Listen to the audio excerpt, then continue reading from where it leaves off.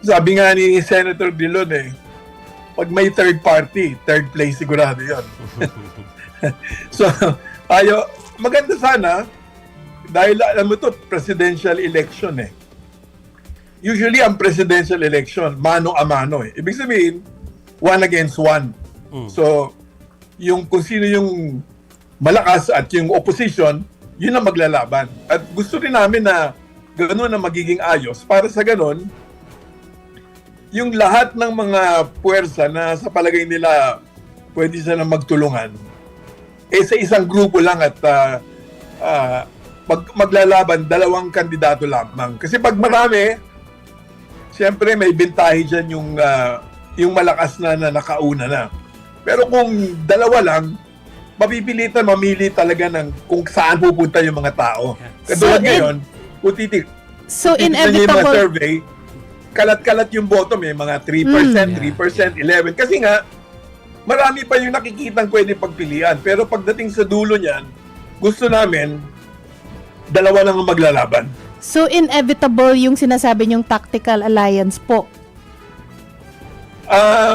Inevitable, pero kailangan nating pag-usapan ano yung pamantayan, ano yung basis ng pagsasama-sama.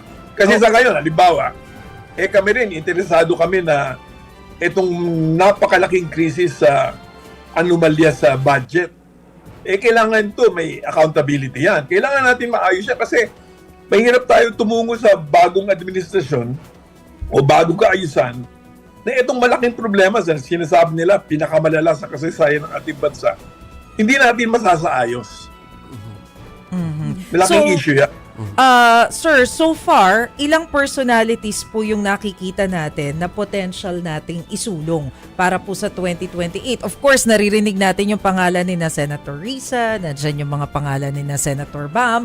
I don't know kung sino-sino pa yung ibang mga kinukonsider. Well, ang nagpunta doon, na masasabi nating tinitignan na may posibilidad, nandun syempre si VP Lenny, si Senator Risa, si Senator Bam, si Senator Kiko, nandun din si Congresswoman Laila De Lima at si Congressman Diokno, si Shell Diokno. At of course, nandun si Senate President Drilon. So, pero ang sabi nga ni VP Lenny, ito yung unang pagkikita natin. Pero tingnan natin, pag-aralan natin, makipag-usap tayo sa mga ibang tao, kung ito na lang ba ang magpupulong o ito bang grupong ito ay madadagdagan pa. So malalaman namin doon sa susunod na pag-uusap kung ano yung sagot sa tanong na yon. Okay. Madadagdagan pa ba yung hanay ng pagpipilian?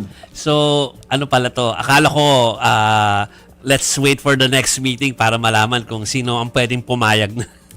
Para madadagdagan. Pero, hindi kasi John, kasi ang kailangan mo rin pag-usapan yung proseso yeah. Kasi gusto naman natin maayos yung pangangaraan ng pagpili para pag may napili na, wala nang question kung hindi nakausap, hindi sinunod yung usapan. Kailangan maliwanag ilatag yung proseso tsaka yung pamantayan.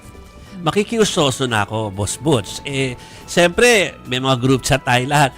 Nung nagkaroon ng anunsyo kanina, wala bang mga nagbigay ng mga mensahe among yung group, yung core group na yun at nagkaroon ng reaksyon kung ano ang gagawin after that declaration? Well, alam naman namin kung anong pinanggagalingan ng declaration na yun Hindi naman talaga nakatuon sa 2028 yun Ang gusto lang nila, syempre, yung mga tao, huwag seryosohin yung impeachment complaint. At sasabihin lang, namumulitika lang yung mga tao, kasi kandidato na bilang Pangulo, si VP Sara, at maaga pa lang, gusto nilang pahinain yung kanyang pakikipag-ugnayan sa tao para pagdating ng 2028, dahil sa dami ng lumabas na puna sa kanya, hindi na siya ganun kalakas kasing lakas ng kasalukuyang katatayuan niya. So sa inyo pong part, sorry Chiki, sa inyo pong part, kailan yung target ninyo na pag-aanunsyo ng inyong desisyon kung sino yung pwedeng makatapat ni VP Sara? Well, gaya ng sinabi namin, hindi na katulad dati na magtatagal yan. So, kanina nadinig ko si Senator Risa Ontiveros nung siya ay nakapanayam sa TV at sinasabi niya, hindi lalampas yung katapusan ng taon na ito or at the latest, yung first quarter next year.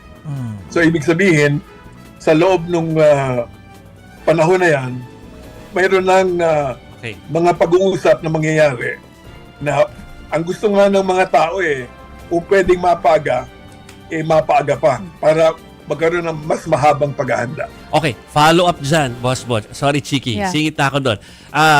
Kapag ka ito yung naganap sa December or first quarter of 2027, that's like a year before tayo pumili ng ating susunod na presidente. Matagal na sa politika si Boss Bod. October 2027 yun. Oo. Matagal ka na sa politika. Is that enough time kung ang kalaban ay someone as visible as the VP now, no? Na talagang halos araw-araw nasa balita? Well, palagay namin na nakasasapat na yung panahon na yon. Pero katulad ng sinabi ko, kung mapapaiksi para mas mahabang panahon, parang pagkampanya, pag-organisa, gagawin yon.